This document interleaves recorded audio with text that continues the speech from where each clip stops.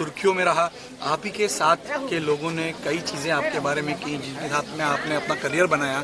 आज जब इस मुकाम पे आप पहुंचे हैं तो ये सब देखकर यहाँ छपरा की जनता से मिलने वाली इस आशीर्वाद को देखकर क्या कहेंगे, क्या जवाब देंगे? मुझे मेरे पे कोई टिप्पणी करे या मेरे पे कोई बात करे, उससे बिहार के विकास का कोई लेना देना नहीं।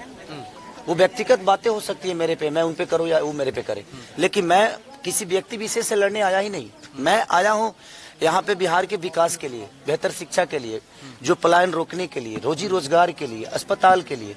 तो बिहार में मुझे लगता है कि सरकार जब तक नहीं बदलेगी तब तक आप बेहतर विकास नहीं सोच सकते हैं। तो पहले आप अपने आप को बदलो और सरकार बदलो, तभी जाके बेहतर आप विकास सोच सकते हो।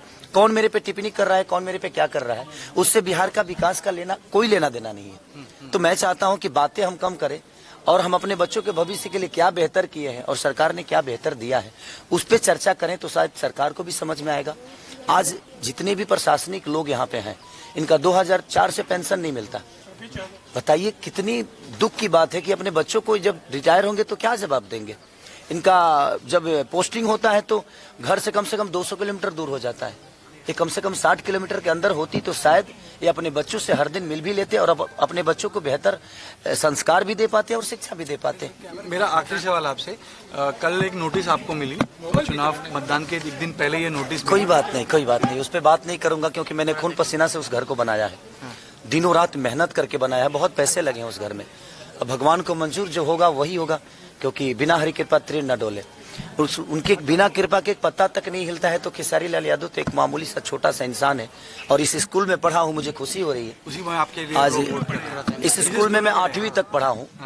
8वीं तक हमारे ज्ञान मास्टर जी थे, प्रदीप सर थे, बहुत सारे। कभी सोचा था कि इस मुकाम पे पहुंचेंगे और स्कूल में लोग आपके लिए मतदान करने आएंगे? मैं जिंदगी में सोच के कुछ नहीं करता रहता हूं और अपने आप पूरा होता है, क्योंकि मैं मेहनती इंसान हूं और मेहनत पे भरोसा करता हूं। इससे ज्यादा मेरे जीवन में कुछ नहीं। एक मेहनत की मेरा आखिरी सवाल आपसे, आपके खिलाफ कैंपेन चल रहा है कि खेसारी तो सुपरस्टार हैं, जब जीतेंगे अगर चुनाव तो महाराष्ट्र में ही रहेंगे, मुंबई में रहेंगे, क्योंकि उनका काम तो प्राइमरी काम तो उनका फिल्म और अभिनेता। हमारे कहने का मतलब बेटा ही हो और अंधा हो तो एक लोटा पानी दे सकता है आपको।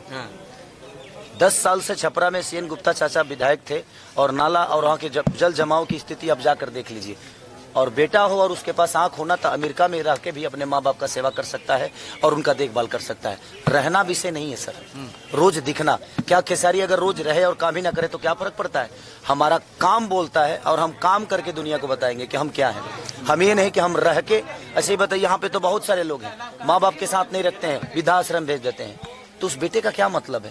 बात यह है कि जिसके लिए मैं आया हूं और जिसके लिए मुझे जनता चुनी है और चुन रही है, वो कितना बेहतर करता है ये मायने रखता है। रहने से कोई फायदा नहीं। काफी नेगेटिव कैंपेन रहा चुनाव। छोड़िए ना सर, मेरे ऊपर कोई मतलब नहीं।